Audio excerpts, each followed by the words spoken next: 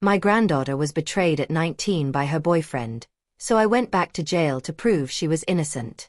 The evening began like any other quiet night in the Carter household.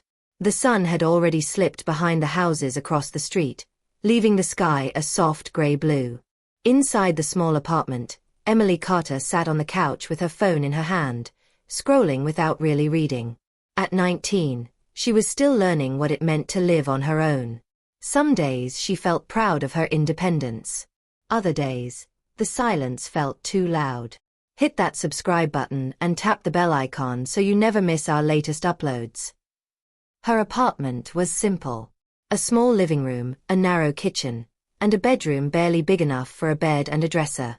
It was not fancy, but it was hers. The lamp beside the couch gave off a warm yellow glow, and the TV played quietly in the background. Emily wasn't watching it. Her thoughts were elsewhere. She had been feeling uneasy all day, though she couldn't explain why.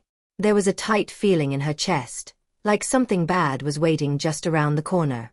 She tried to shake it off, telling herself she was just tired.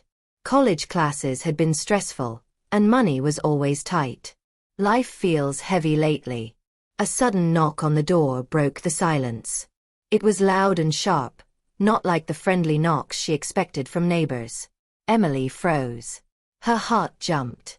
She looked toward the door, her phone slipping from her fingers onto the couch. Another knock followed, even louder than the first. Emily Carter. A voice called from the other side. Her stomach dropped.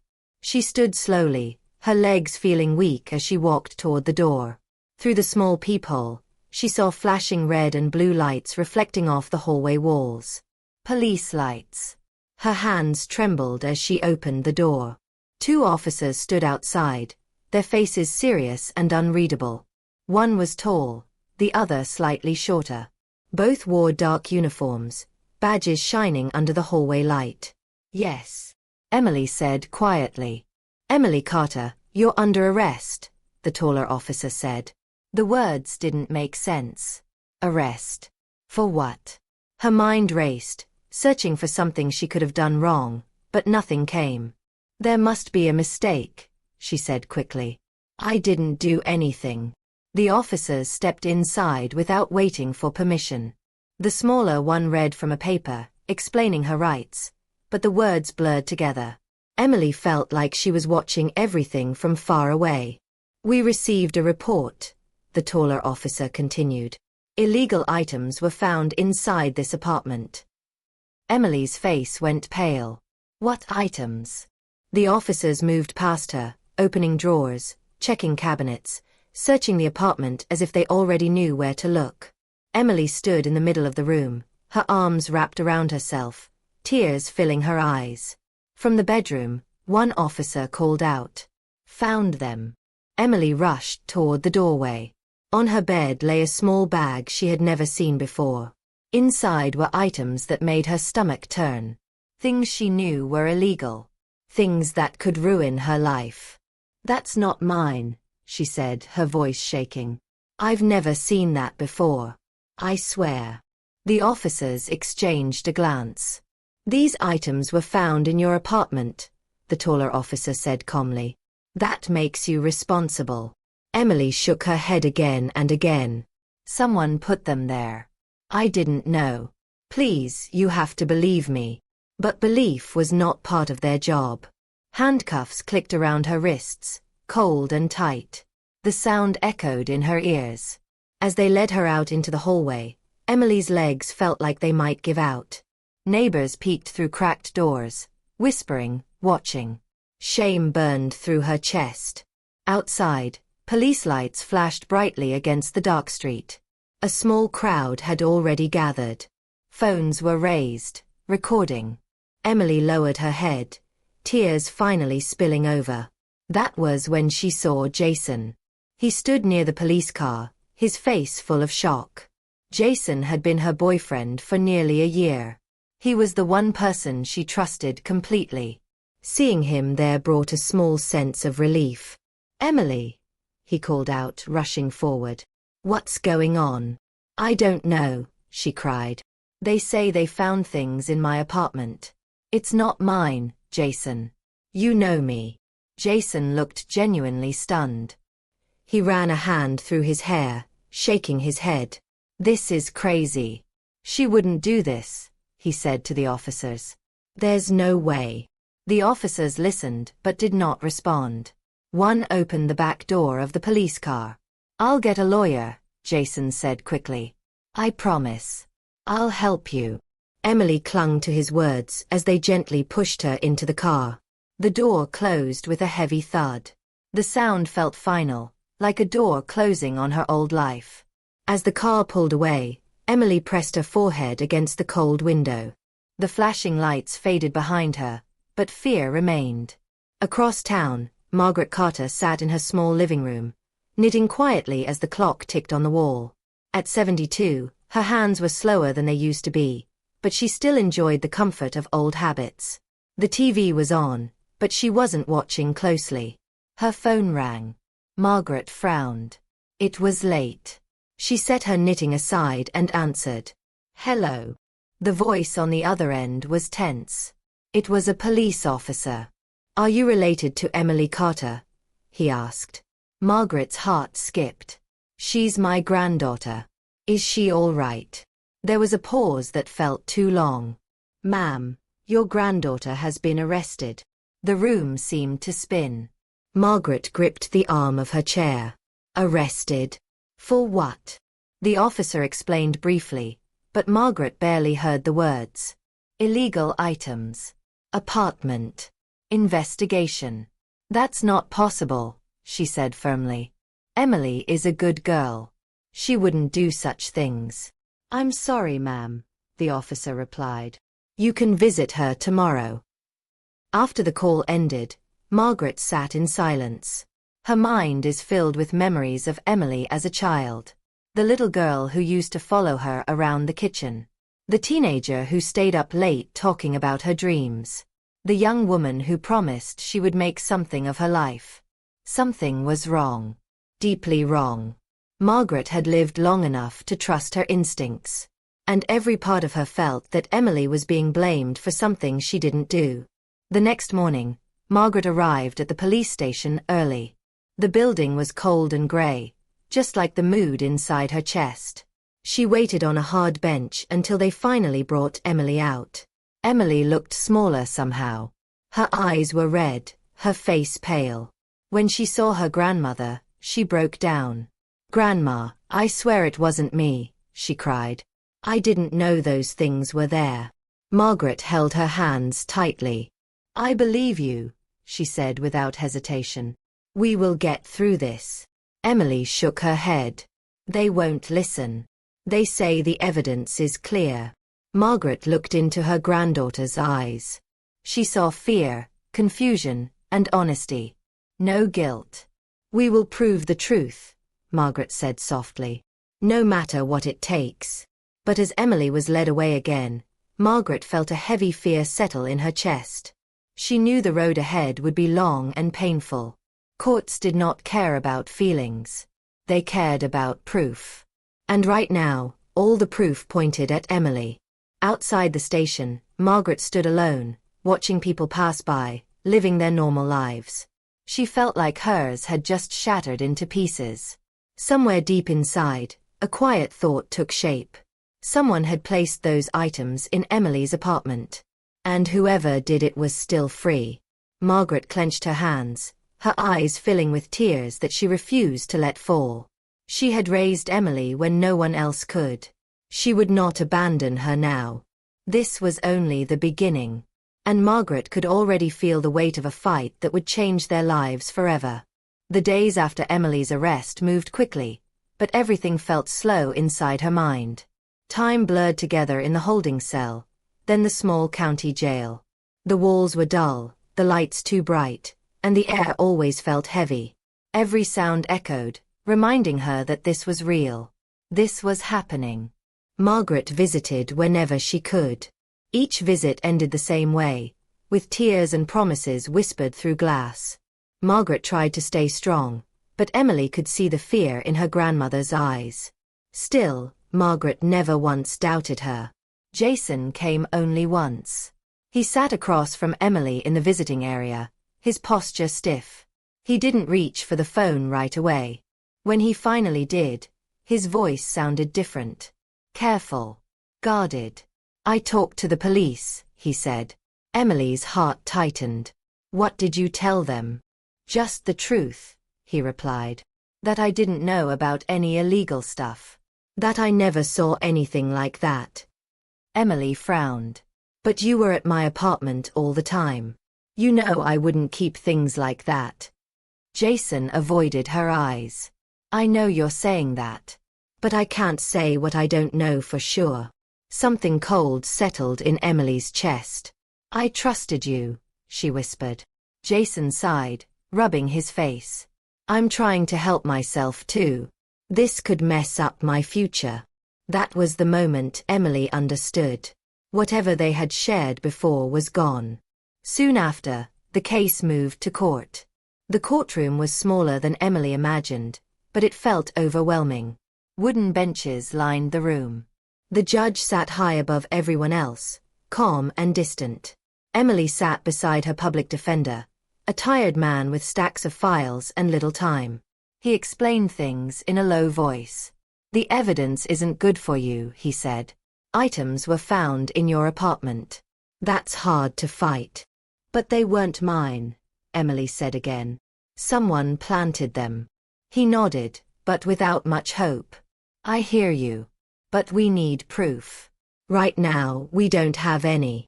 Margaret sat behind them, hands folded tightly in her lap, watching everything.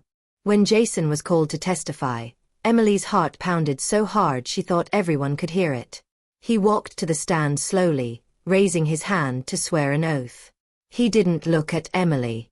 The prosecutor asked gentle questions at first. How long had he known Emily? How often did he visit her apartment? Almost every day, Jason said. Did you ever see illegal items there? Jason paused. Just for a second. Then he said, no.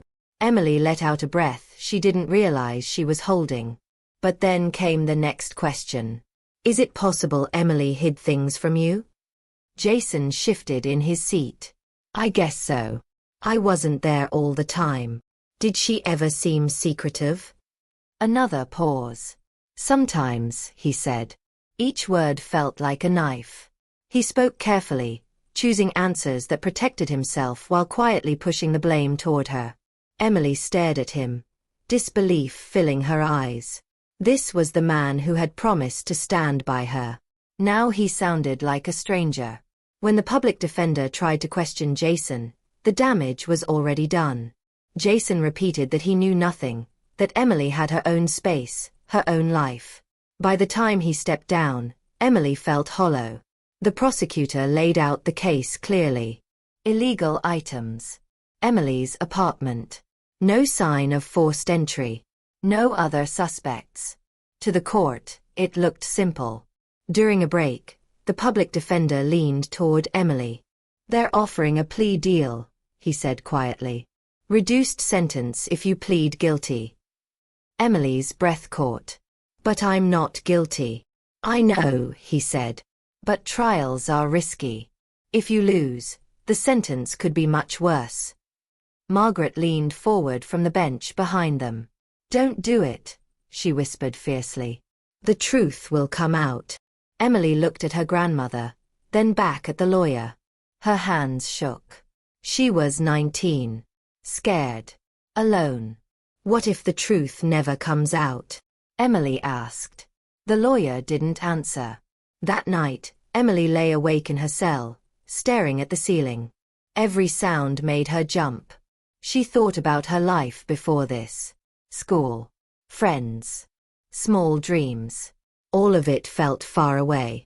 She thought about prison. Years behind bars. Losing everything. The next morning, she made a choice she would carry forever. In court, when asked how she pleaded, Emily's voice barely worked. Guilty, she said. Margaret gasped softly behind her. The judge nodded, expression unchanged, and passed the sentence. Prison time. Fewer years than the maximum, but still enough to break a young life apart. Emily felt numb as she was led away. She didn't cry. She couldn't. Margaret stood as the courtroom emptied. People walked past her, conversations low, lives moving on. She felt rooted to the floor. When Emily turned back one last time, their eyes met. "I'm sorry," Emily mouthed. Margaret shook her head, tears finally falling. "This isn't over," she said softly, though Emily couldn't hear her. Outside the courthouse, Margaret stood alone under the gray sky. The world looked the same, but everything had changed. She wiped her tears and straightened her shoulders. "I will prove you're innocent," she whispered. "I don't know how yet, but I will." It was a promise made from love, fear, and pure determination. And it would take her down a path she never imagined. Prison did not look like Emily had imagined. It was louder, colder, and more crowded. The first day felt like being dropped into a different world with its own rules. Rules no one explained out loud. The doors were heavy, the hallways long, and the air smelled of metal and cleaning chemicals. Emily tried to stay invisible. She kept her head down, spoke only when spoken to, and followed instructions carefully. Still, fear followed her everywhere. Every sound made her tense. Every shout echoed inside her chest. Her cell was small. 2 beds bolted to the wall, a thin mattress, a metal toilet with no privacy. Her cellmate barely spoke, just glanced at her once and went back to her own routine. Emily was grateful for the silence. Nights were the worst. The lights never fully went off. Somewhere, someone was always crying or yelling. Emily lay awake, staring at the ceiling, replaying the trial over and over. Jason's voice. His pauses. The way he never once looked at her. She wondered how someone she trusted could disappear so completely.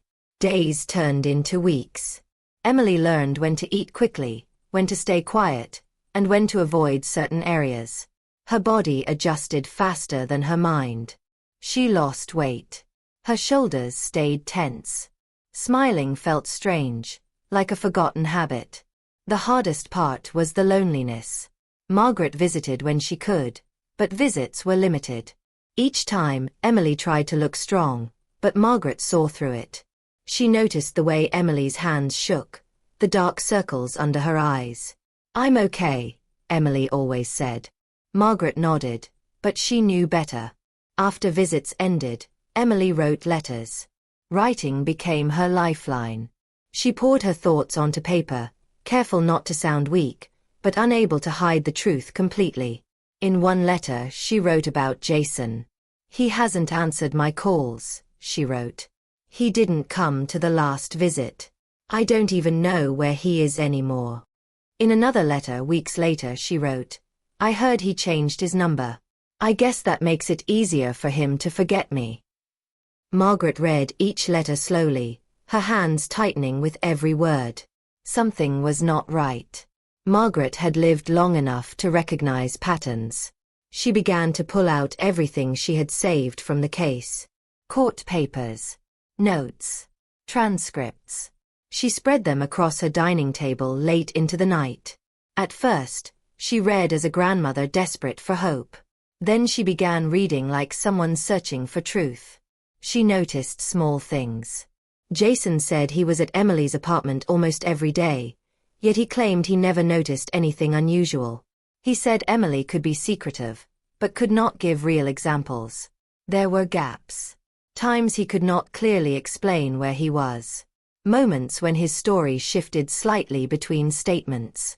Margaret circled sentences, underlined phrases, wrote notes in the margins.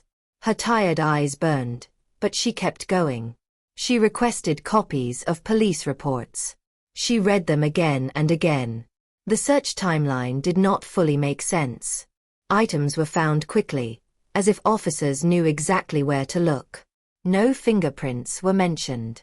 No attempt to check for another person's involvement. Everything pointed in one direction. Emily. And that bothered Margaret deeply. Meanwhile, inside prison, Emily changed. She became quieter, tougher. She learned to hide her emotions behind a blank expression. Crying only happened late at night, face buried in her pillow so no one could hear. Sometimes she wondered if pleading guilty had been a mistake. Other times, she told herself it was the only way she survived. She felt anger, too. Anger at the system. Anger at herself. Most of all, anger at Jason. The man who promised to stand by her had vanished. One afternoon, after receiving another unanswered letter returned to sender, Emily sat on her bunk and stared at the envelope for a long time. Something inside her hardened. She wrote again to Margaret. "Grandma," she wrote, "I don't think Jason just walked away. It feels like he needed to disappear." When Margaret read that line, a chill ran through her. That night, she sat alone in her kitchen, staring at the papers spread before her. The clock ticked loudly. Outside, the world slept. Margaret closed her eyes and let her thoughts settle. Emily had no history of trouble. No reason to risk everything. Jason, on the other hand, had motive, access, opportunity. And now, distance. Margaret opened her eyes, resolve filling her chest. Emily had been framed. The realization did not come with relief. It came with fear. Proving innocence was harder than believing it. But Margaret was no longer just a worried grandmother. She was a woman with a mission. The next morning, she made a list. People to contact. Questions to ask. Records to request. For the first time since the arrest, she felt something close to hope. And inside prison walls, Emily felt it too, though she could not explain why. Change had already begun. Margaret had never planned to look back at her past. For most of her life, she kept it folded away like an old letter, hidden at the bottom of a drawer. It was something she had lived through, learned from, and then buried. But now, with Emily behind bars, the past came knocking whether she wanted it to or not. Late one night, as Margaret sat at her kitchen table surrounded by case papers, she caught her reflection in the dark window. Her face looked older than she remembered. Tired. Determined. She saw not just a grandmother, but a survivor. Decades earlier, Margaret had sat in a courtroom much like the one Emily stood in. She had been younger then, frightened, and painfully alone. Her crime had been non-violent, the result of trusting the wrong person and making one bad decision that snowballed beyond her control. She remembered the judge's voice, the sound of the gavel, the feeling of the room closing in. She remembered thinking her life was over. Prison had changed her. It taught her how quickly the system could turn on someone without power or money. How truth often mattered less than convenience. How easy it was for the innocent to be forgotten once a door closed behind them. Margaret had served her time quietly. She followed rules, kept her head down, and learned who to trust and who to avoid. More than anything, she learned to listen, to watch, to survive. When she was released, she promised herself two things. She would never return. And she would never let anyone she loved face that world alone. Now, that promise echoed louder than ever. Margaret reached into an old box in her closet and pulled out a worn notebook. Inside were names and numbers she had not touched in years. Women she met inside. People who understood how the system worked from the inside out. Her hands trembled slightly as she made the first call. Some numbers were disconnected. Some voices were cautious at first. But when Margaret explained why she was calling, something shifted. They remembered her. One by one, old connections came back to life. Former inmates who now worked with community groups. Legal advocates who volunteered their time to help families like hers. People who knew how to look where others didn't. Margaret listened more than she spoke. She shared Emily's story carefully, leaving nothing exaggerated, nothing hidden. She pleaded guilty because she was scared, Margaret said during one call. Not because she was guilty. That happens more than you think, a woman replied quietly. Margaret also reached out to prison reform groups. She attended meetings, sometimes sitting silently in the back, sometimes speaking when asked. She learned about wrongful convictions, about evidence overlooked, about deals pushed on young defendants with no real choice. With every conversation, her resolve grew stronger. One afternoon, while reviewing notes from a legal advocate, a name caught her attention. Jason. Margaret frowned. The advocate had mentioned pulling background checks when possible. It wasn't easy, but sometimes patterns emerged. Margaret requested whatever information she could legally access. What she found made her stomach twist. Jason had a past Emily never knew about. Minor offenses. Short arrests. Nothing dramatic, but enough to show a pattern of risky behavior. More importantly, there were gaps. Periods where records went quiet. People don't simply become clean overnight, Margaret knew. She dug deeper. Through conversations and careful questions, Margaret learned that Jason had once been connected to people involved in illegal activity. He had distanced himself publicly, changed jobs, moved often, reinvented himself. Margaret thought back to Emily's letters. How Jason vanished so quickly. How he cut off all contact. It wasn't guilt pushing him away. It was fear. Margaret sat back in her chair, hands clasped tightly. The pieces were starting to fit together in a way that made her chest ache. Jason had access to Emily's apartment. He knew her routines. He knew where she kept things. And he knew how to walk away clean. Margaret didn't rush. She knew better than to act without care. Instead, she documented everything. Dates, names, conversations. She learned how to ask questions without raising alarms. Each small discovery felt like stepping closer to the truth, but also closer to danger. Margaret was not naive. She understood that exposing someone like Jason could bring consequences. But fear had lost its power over her long ago. That evening, Margaret wrote to Emily. "I haven't forgotten," she wrote. "And I'm learning things you never knew. You were right to trust your instincts." When Emily read the letter weeks later, something inside her shifted. For the first time in months, she felt seen. Inside her cell, she folded the letter carefully and pressed it against her chest. Hope, fragile but real, began to grow. Margaret stood at her kitchen sink that night, looking out into the dark. The road ahead was still long. The truth was not enough on its own. But the past had given her tools. And she was finally ready to use them. Margaret knew she was running out of time.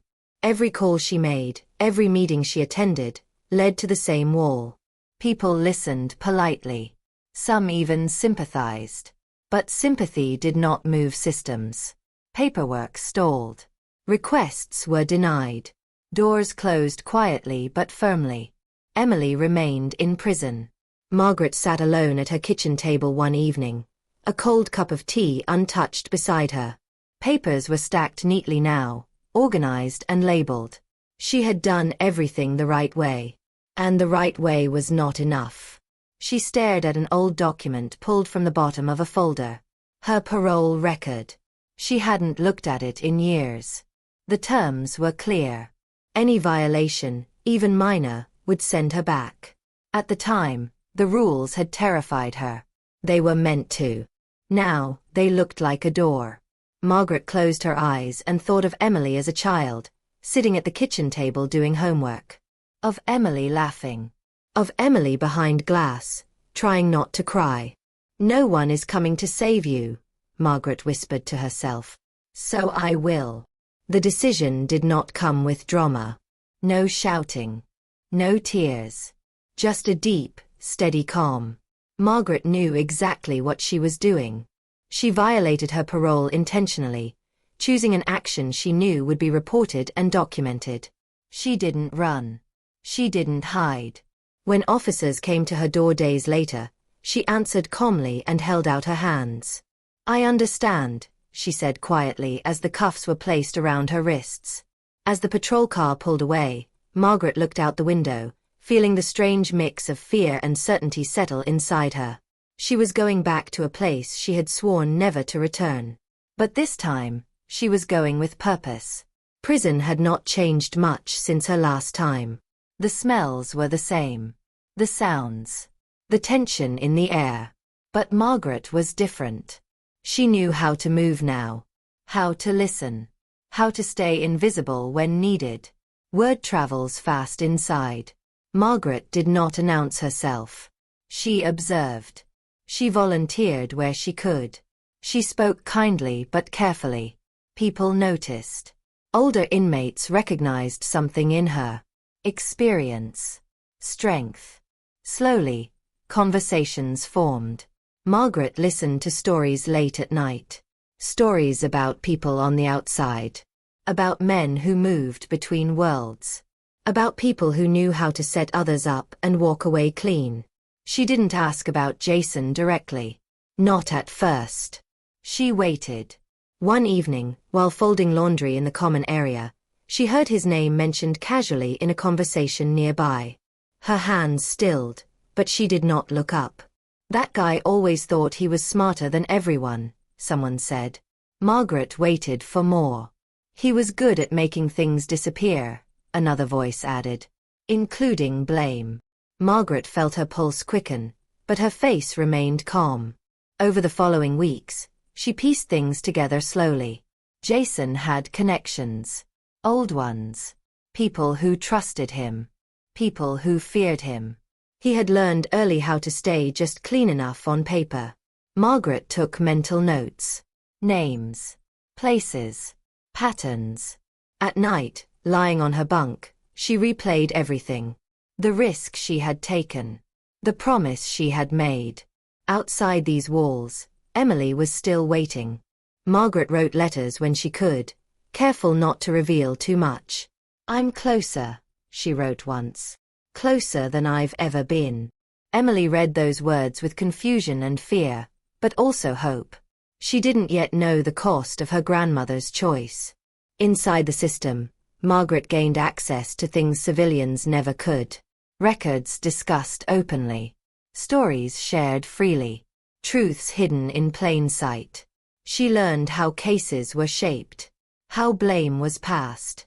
How some people survived by letting others fall. Jason fit too well. Margaret understood now why no one listened to her before. The truth lived here.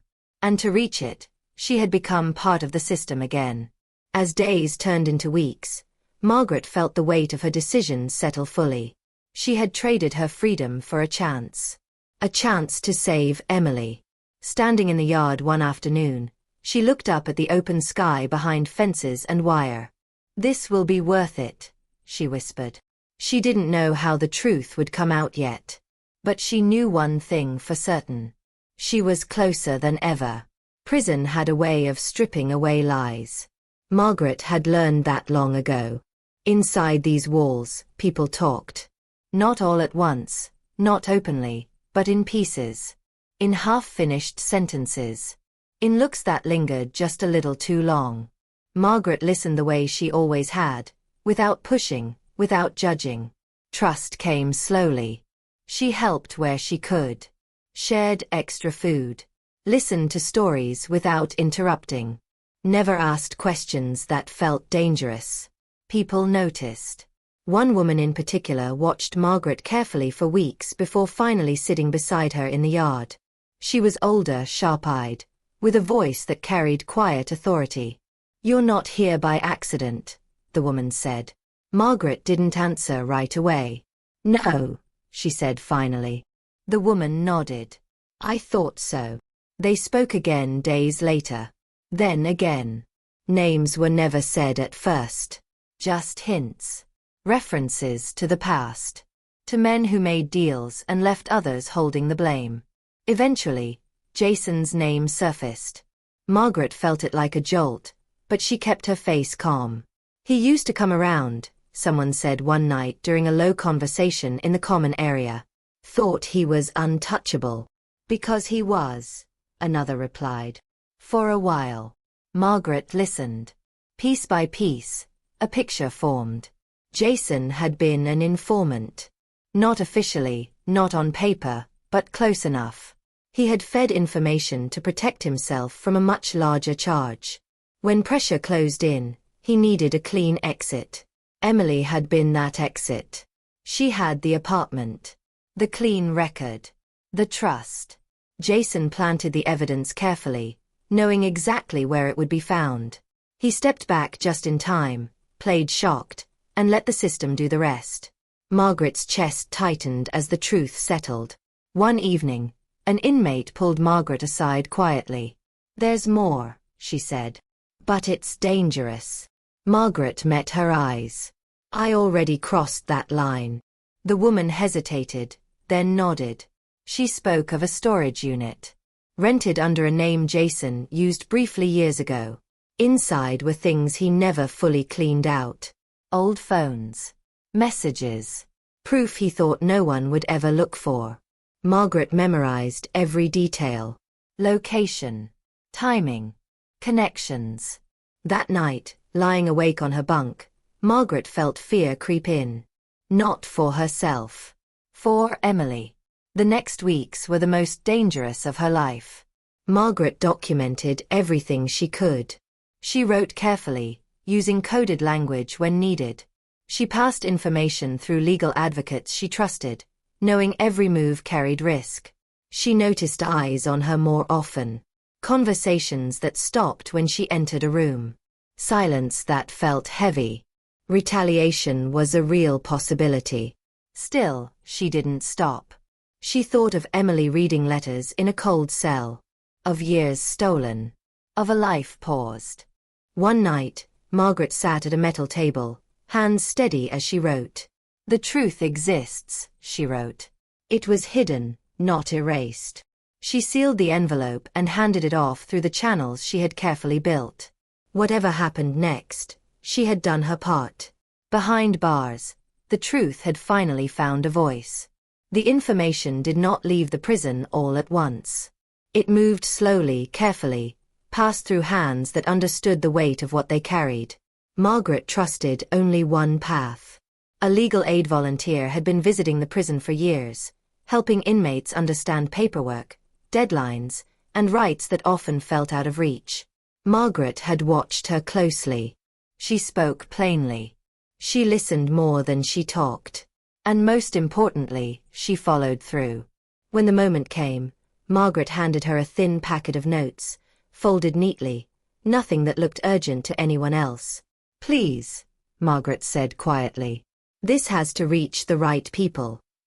The volunteer met her eyes. "If it's real," she said, "it won't disappear." It didn't. The information reached a small legal advocacy office first. The staff there were cautious, trained to doubt everything until it could be proven. They checked names, dates, connections. Then they found the storage unit. Records showed it existed. It had been rented under a name Jason once used. The lease timeline matched the period before Emily's arrest. That was enough to push the story further. A journalist picked it up next. Not a loud one. Not someone chasing quick attention. Someone patient, known for following facts wherever they led. When the first article appeared online, it didn't accuse anyone outright. It asked questions. Why was evidence never traced beyond the apartment? Why did a key witness quietly cut contact after testifying? Why did records show unexplored connections? The story spread. People shared it. Comment on it. Asked why a teenager had been pushed into a plea deal while obvious gaps went unexplored. Pressure built. Authorities could no longer ignore it. The case was reopened. Investigators obtained a warrant for the storage unit. Inside, they found what Margaret had been told they would. Old phones. Devices wiped but not fully clean. Messages saved in fragments. Enough to rebuild conversations. Messages that showed planning. Messages that showed fear. Messages that showed intent. Jason was brought in for questioning. At first, he denied everything. Then investigators showed him the digital trail. The rental records. The messages. The timeline that no longer worked in his favor. The room went quiet. Jason's confidence cracked. He asked for water. Then I asked for a lawyer. Then, finally, I asked what would happen next. When he realized there was no way out, the truth came out in pieces. Then all at once, he had been facing a much larger charge. One that would have changed his life permanently. Becoming an informant had bought him time, but not freedom. Framing Emily had bought him safety. Until it didn't. Jason confessed. Outside the prison walls, the news reached Margaret through a quiet conversation with the legal aid volunteer. "They have him," she said. "And they believe you." Margaret closed her eyes, the weight she had been carrying finally shifting. Across town, Emily was called into an office inside the prison. She sat across from officials who now spoke to her differently. Carefully. Respectfully. Her conviction was being overturned. Emily didn't cry at first. The words felt unreal. Like something meant for someone else. Then reality hit. She covered her face and sobbed. The cell door that had defined her life for so long would soon open. And for the first time since her arrest, the truth had finally been heard. The day Emily was released did not begin with celebration. It began quietly, like so many other prison mornings. The lights came on. The doors unlocked. The routine stayed the same. But everything was different. Emily sat on her bunk, hands folded tightly in her lap, listening as her name was called. She stood slowly, afraid that if she moved too fast, the moment might disappear. An officer led her down the familiar hallway, past doors she had stared at for years. This time, she didn't look at the floor. She looked ahead.